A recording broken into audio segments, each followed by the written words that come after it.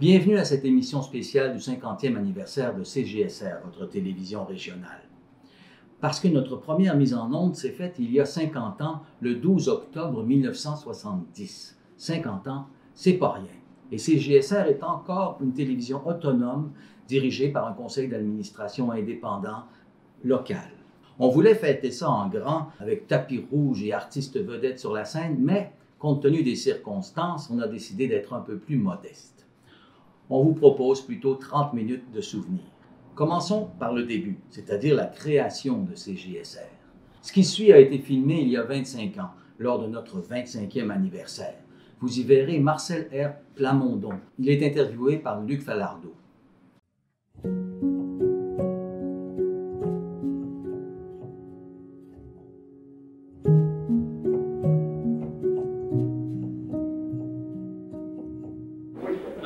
Effectivement, il est arrivé dans les années 58, notamment en 58, quand Henri Pelletier me racontait que Gilles Déry, de Vidéo Déry, avait décidé à un moment donné de louer des caméras, parce qu'il n'y en avait pas à ce moment-là.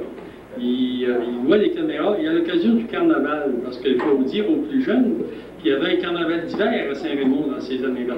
Ça a commencé vers 1957, qui a duré quand même une bonne 10 ou 15 d'années. Et à l'occasion du carnaval, Gilles Déry décidait de faire une émission de télévision. Alors, on avait fait ça à l'occasion de... Faut être proche comme ça, ouais? Ah bon. Alors, à un moment donné, c'était un peu l'origine, le début. Ça durait un après-midi, on fermait, on s'en allait. Et là, en 70, Gilles Déry est venu me voir et dit, écoute, moi, ça m'intéresserait de partir là à Saint-Raymond, la production d'émissions de télévision en direct ou en différé. Et il dit, moi, j'aurais envie d'acheter des équipements pour ça, mais je voudrais avoir quelqu'un qui s'occupe du contenu pour créer une équipe, pour créer une organisation qui va s'occuper de ça. Et tu voudrais-tu t'occuper de ça? Or, moi, j'ai dit, ça me fait plaisir et j'ai embarqué là-dedans.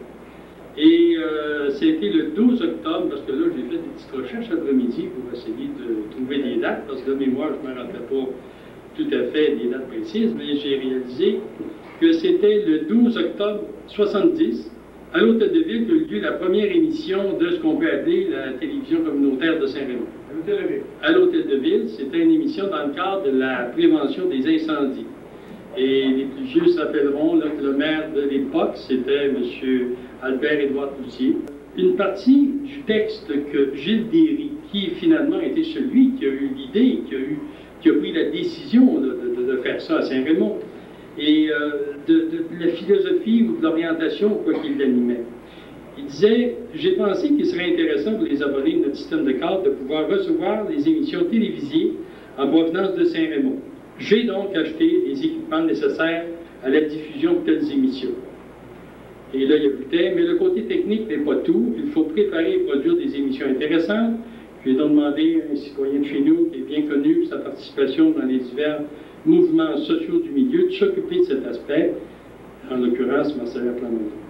Bien entendu, il ne s'agit pas d'une entreprise lucrative, parce qu'il ne nous est pas permis de vendre quelque annonce que ce soit. Vous voyez, c'était vrai dans le temps, ça. Hein? Non, pas du tout, le CRTC interdisait ça. Pour les plus vieux, j'aurais envie de vous citer quelques noms, parce qu'il y en a qui vont se reconnaître là-dedans. J'ai retrouvé dans mes archives un procès verbal d'un conseil d'administration qui a eu lieu le 18 février 1972. Et les personnes qui étaient là, en plus de moi, de Gilles Déry, de Gilles Homoisin, il y avait Marc-André Pelletier, que vous connaissez, qui est là, Gérard Potvin, Jocelyn Génois, Gaétan Génois, Jules Delfeuille, Richard Plamondon, Régent Plamondon, Francine Déry, Lise Ouellette, Gaétan Hardy, Sylvain Giguère, Liliane Moisin, Gilles Hardy, Normand Génois, Reine Caillé, Mme Bernard Moisin, Rita Quentin, Mme Monique Légaré, René Paquette et Gilles Nadeau. Alors ça, c'était ceux qui étaient présents. Il y en a eu beaucoup plus que ça qui ont travaillé. Évidemment, on ne peut pas avoir tous leurs noms. J'ai trouvé, ça va sans doute vous intéresser, qu'on avait fait le relevé du nombre de personnes qui s'étaient impliquées dans la télévision communautaire dans une période donnée. notamment pour la période du 22 janvier au 1er mars 1973. On avait dénoté que 242 personnes avaient travaillé au niveau qu'on appelle technique, là, ceux qui sont derrière la caméra. Et 274 avaient participé à des émissions. Ça veut dire que c'était une implication extraordinaire du milieu. Et c'est ce qui m'a beaucoup fait plaisir de voir l'implication, comment le monde a embarqué. C'est impressionnant. Et je voudrais rendre hommage à un bonhomme qui a marqué beaucoup la télévision communautaire, qui a fait beaucoup, c'est Gilles Ormoisan. Gilles Ormoisan, qui était alors président de la commission scolaire.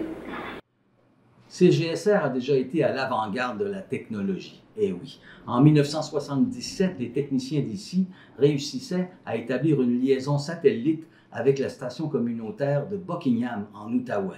À l'époque, c'était tout un exploit.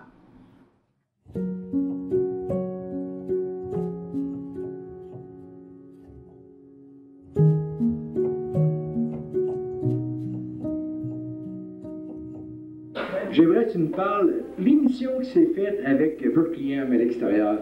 C'est la technique, c'est...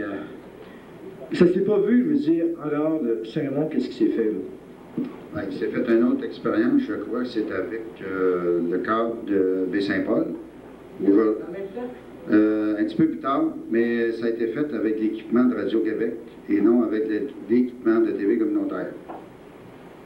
Aujourd'hui, en passant, Baie-Saint-Paul, ça appartient à Vidéo-D. Ça fait 7 ans.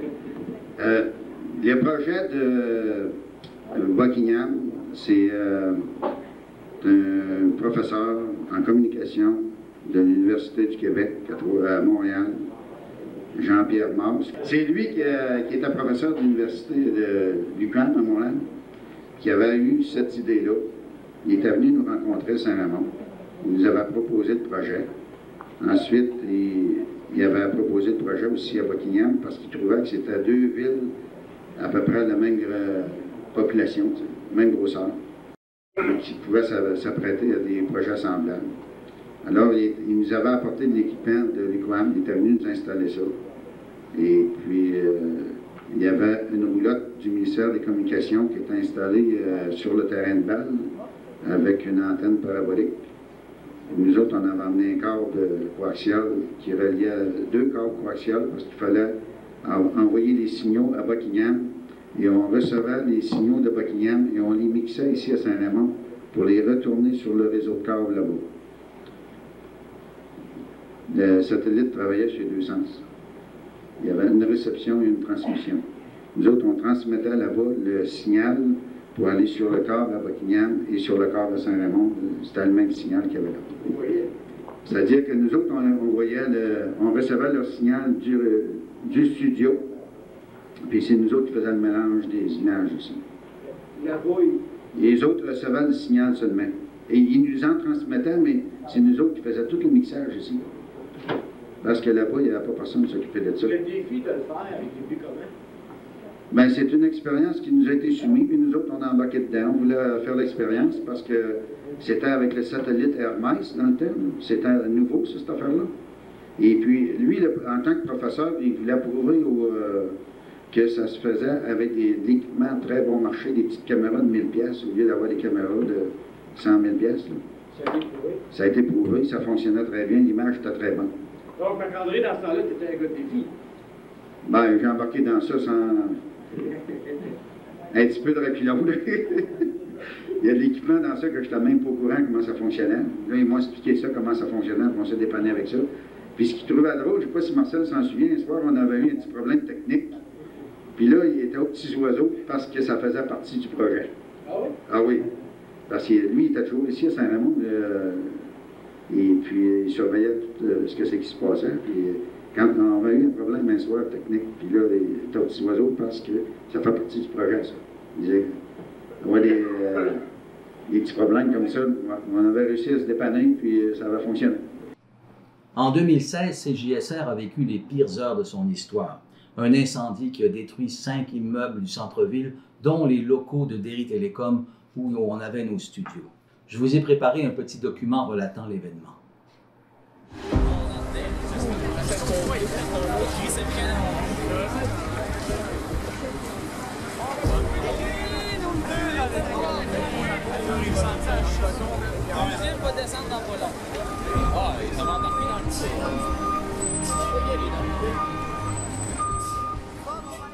Ici, le feu, il a commencé par la maison à 2 étages qu'il y avait ici. C'était la maison à Gaétan de Courtemanche. À côté, il y avait une autre maison à 2 étages.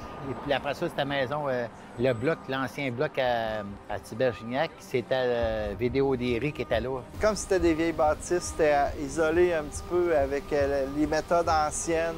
Il y avait des copeaux de bois, il y avait du papier, il y avait toutes sortes de choses. Alors, c'est sûr que ça a pris comme une allumette.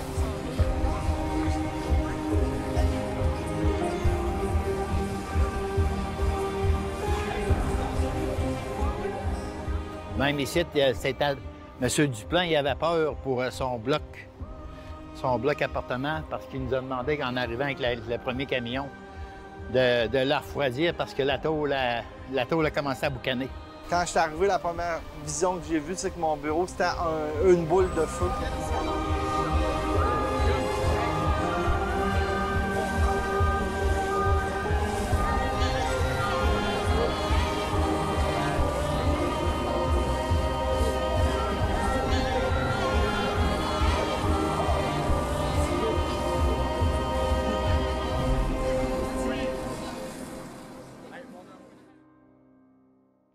À côté, il y avait une autre bâtisse, un autre bloc de 2 étages.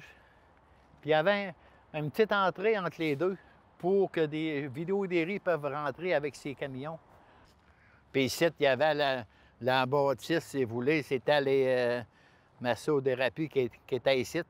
Il y avait 1, 2, 3 avec Vidéodéry, 5 avec les massothérapies. Nous autres, on était à l'arrière de la bâtisse. Mon bureau était dans les airs, là. Quand tu rentrais par le début de la bâtisse, tu avais un grand corridor à prendre, puis tu montais les escaliers, puis tu arrivais à l'entrée, puis là, c'était tout le grand studio de CJSR qui était là.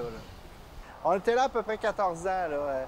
Je pense que, de mémoire, le déménagement, il date de 2002.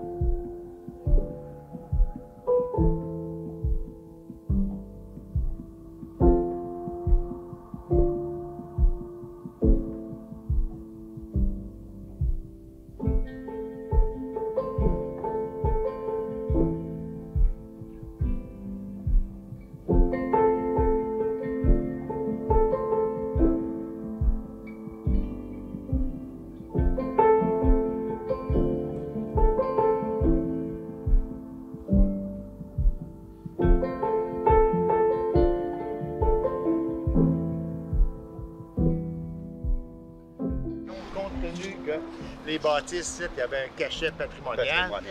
Je regarde là, mais je vous le donne sous toute réserve, je regarde au niveau du ministère de la Culture s'il n'y a pas une possibilité de venir en aide. Je sais que la télé communautaire, vous célébrez le 45e anniversaire cette année aussi. Là. On va regarder qu'est-ce qu'on peut faire pour vous aider, pour venir en aide. Il n'y a pas eu de mort d'homme, des blessés, mais très peu. On voit que ça aurait pu être bien pire.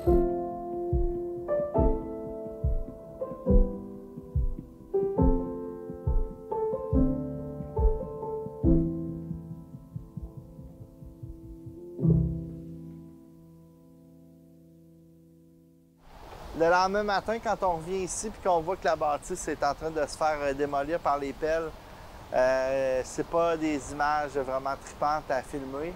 Je sais que moi, j'ai pas été capable de filmer pendant 3 jours.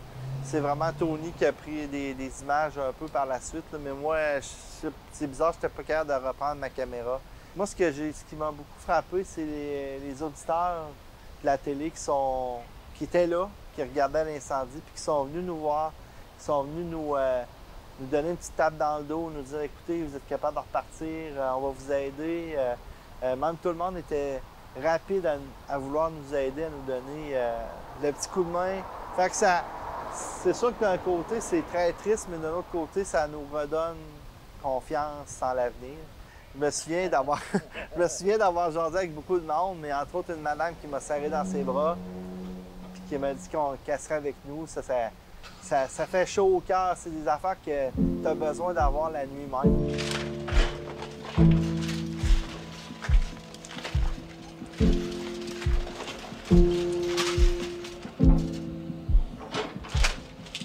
On a sauvé quelques affaires en équipement, mais pas énorme. Il a fallu vraiment recommencer avec entre autres, ce que Marlène, la secrétaire de l'époque, secrétaire administrative, avait chez elle, ce que moi j'avais chez nous, ce que Tony avait chez lui aussi. Il y avait un autre caméraman aussi à l'époque, Serge Mercier, qui avait des équipements. Donc tout le monde, on a récupéré ce qu'on avait, puis on est reparti avec une nouvelle façon de faire. Mais disons que la première réunion après le séisme, c'est vraiment pas plaisant.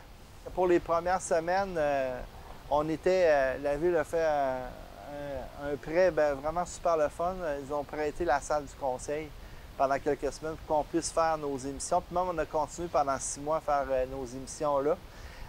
Mais on avait aussi, au sol ici de la bâtisse, on avait aussi un local qui a été développé assez rapidement. En quelques semaines, on était rendu dans ce local-là. Donc, on était comme un petit peu des nomades au début. Par la suite, on est allé là pendant à peu près 1 an, 1 an et demi. Et puis là, on est monté dans nos studios actuels. Ça n'a pas été facile de trouver un local adapté, mais c'est sûr qu'on, tant qu'à recommencer, on voulait avoir certaines choses, dont entre autres la hauteur et puis la grandeur. Et puis, dans les 2 cas, nos nouveaux locaux sont vraiment amplement suffisants pour ce qu'on voulait avoir. CJSR a toujours été, dans son histoire, une télé d'adaptation.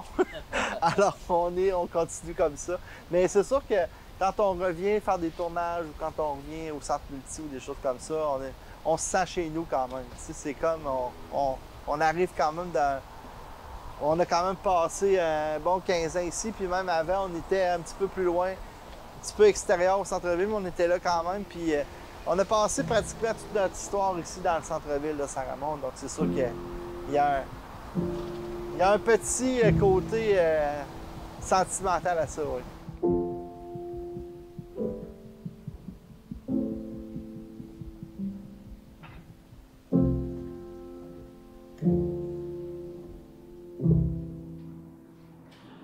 Passons maintenant la parole à d'anciens bénévoles de CJSR. Je vous ai fait un petit montage de courts extraits d'une série d'émissions qu'on va vous présenter à partir de janvier. Il s'agit de portraits d'anciens de CJSR qui nous racontent leurs souvenirs et comment CJSR a influencé leur vie. Il y a là-dedans un caméraman, un journaliste, un technicien en informatique, bref, CJSR, ça peut mener partout. Dans les médias, t'as tout le temps le service Saint-Gatois. C'est quoi tes plus beaux souvenirs de la station? Et mon Dieu, il y en a tellement. Les soirées électorales, les émissions spéciales qu'on faisait, les soirées d'information, les bulletins de nouvelles, mais c'est d'ouvrir le marché de Pont-Rouge. Tu sais, moi, c'était ça mon rôle, là. Il y a un directeur à l'école, un prof qui m'avait dit contacte donc CJSR à Saint-Raymond et ça pourrait être bon, tu sais, pour toi. Je savais même pas qu'il y avait une télé à Saint-Raymond. J'appelle, tu sais, le petit Maxime qui appelle. T'avais 15 ans quand t'as commencé. C'est comme ça. Stéphane Lépine qui dit, ben on veut ouvrir Pont-Rouge, il y a un marché là, on pourrait avoir une émission, Pont-Rouge Magazine. On est parti avec ça. Puis après ça, on a fait Escapade qui nous a amenés dans toutes les villes de la région. Fait que c'est une école extraordinaire. Ça a commencé vraiment, je me rappelle, le premier sketch qu'on avait tourné, c'était un Jack Scrap, qui était un espèce de personnage de cascadeur. On peut le laisser au bas du montage, Jack Scrap. Jack Scrap. Jack Scrap, ok. C'est mon esprit qui a mal compris le. Ça fait partie du jeu. Ça fait partie du jeu. Jack Scrap. C'était très ludique, votre affaire. Oh oui. On essayait, puis on s'amusait. C'était ça le fun. Personne ne payait là-dedans. C'est ça, c'était du bénévolat. Carrément du bénévolat. La débrouillardise. J'ai pas fait de l'informatique ce matin, j'ai installé des caisses de son dans le gymnase à Louis-Jobin avec l'ouvrier de l'école. J'ai passé des fils, puis on installe ça, console de son. Fait que bon, ça, c'est de l'audiovisuel que je faisais à CJSR. C'est un peu peut-être la même lignée, là. Moi, je travaillais en publicité pour la télévision communautaire. Et là, on a commencé à développer des petites capsules santé. Puis après ça, on a commencé à développer aussi une approche de faire des publi-reportages pour mettre en valeur les entreprises du milieu, rencontrer les gens du milieu, les entreprises, les commerces, etc. Donc, c'était le vivant, le vivant. À un moment donné, je travaillais pour le Grand Musique à Place-Laurier. Ma gang qui était là, c'était tous des musiciens. Ils sont ramassés en studio pour faire des tunes de Noël, carrément. Puis chez nous, en même temps, j'ai ramené mes frères et mes sœurs, on est 10 chez nous, en studio, pour mettre de la danse au travail. Ça a tellement pogné que le monde appelait pour venir en studio. Mon parcours de vie a vraiment changé quand je suis rentré ici à CJSR. Je me disais vraiment... OK, je vais être journaliste. Si je suis pas journaliste, ben je ferai rien d'autre. Je veux vraiment être journaliste. J'étais vraiment boqué là-dessus. Puis finalement, le fait de toucher à la caméra Télémag m'a amené ici à CJSR où je comprenais, j'ai plus appris à connaître le côté technique. Il y en a au moins 10, 15 qui font carrière présentement à l'extérieur, qui sont partis d'ici à venir essayer s'ils aimaient ça. Mais c'est ce que j'ai aimé beaucoup, moi, de la TV communautaire, c'est parce qu'on a toutes les possibles. On n'est pas restreint par des règles. Souvent, quand tu vas dans le privé ou dans les télévisions plus importantes, bien souvent, tu as un budget à respecter. C'est sûr que nous, on n'a pas de budget, mais je veux dire, on peut aller vers des choses qui sont pas... On n'est pas restreint dans les sujets, puis on n'est pas restreint dans les choses qu'on peut toucher, les différents sujets qu'on peut toucher. Il faut se rappeler que dans le temps, là, on est arrivés, nous autres, on n'était pas des délinquants, on n'était pas des bons, on était tous des bons petits gars de famille quand même, tu sais. Mais le conseil d'administration, pour le conseil d'administration qui était là, on nous en a fait voir de toutes les couleurs. C'est vrai? Pareil, tu sais, ben oui, tu sais, on... Tester les limites quand même. Oui, On sortait du cadre. Il fallait que j'en fasse, il faut en faire pour devenir meilleur. Puis c'était l'occasion rêvée, puis c'est ça qui était le fun. On proposait un sujet, puis c'était accepté automatiquement, là, on se compliquait pas la tête, là. On a tourné au Moulin Marcoux, on a tourné au Salon Rouge dans le temps, on a tourné à l'école, dans l'hôtel de ville, on cherchait des locaux, mais ce n'était pas toujours disponible. À chaque fois, donc, un nouveau lieu, une nouvelle façon de s'installer, c'est toujours de quoi améliorer aussi au travail. Parce qu'on faisait des émissions à Grosse-Bûche, en direct de la Grosse-Bûche aussi, pour attirer le monde de la maison à venir à Grosse-Bûche. Tu sais, je veux dire, c'est la technique que Gaétan nous sortait, qu'on était capable de faire, faisait que le monde qui est à la maison, hey, mon chum est là, j'y vais. CJSR a beaucoup pratiqué ma débrouillardise. C'est en ayant peu de moyens comme ça qu'on réussit à innover puis à devenir débrouillard, à réussir à se retourner sur un scène pour... à t'arranger. À s'arranger avec les moyens du bord. Ça m'a permis de développer cet outil-là qui est la vidéo, que je me sers encore aujourd'hui. De passer à la télévision, ça a été une intégration dans la région extraordinaire. Tout le monde me connaissait, on m'appelait Madame CJSR d'ailleurs. Ah oui? Dans le plus fort, on était au Moulin Marcoux, on avait rempli le Moulin Marcoux de spectateurs.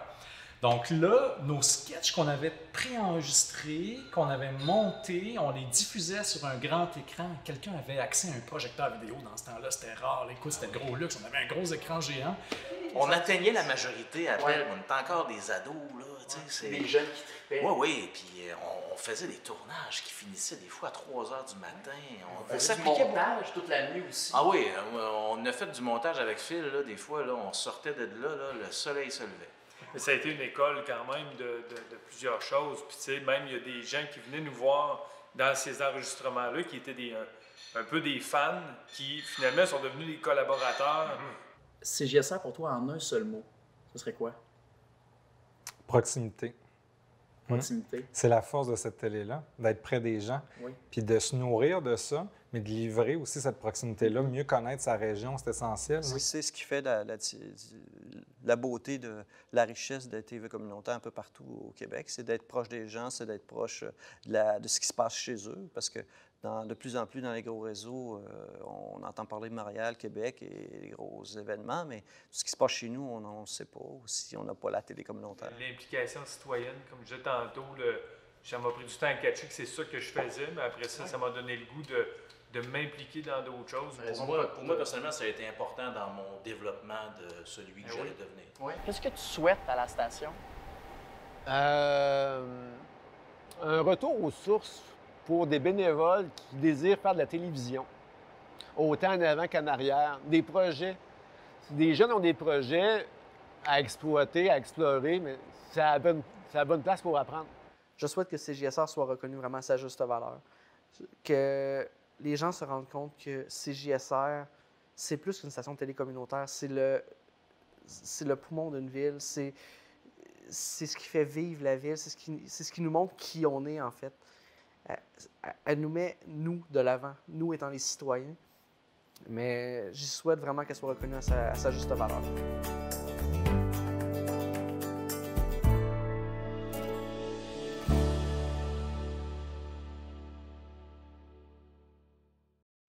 Vous voulez que je vous dise, quand j'ai fait ce petit montage que vous venez de voir, j'éprouvais une sorte d'envie, une nostalgie d'un temps que je n'ai pas connu, le temps où les bénévoles se comptaient par dizaines.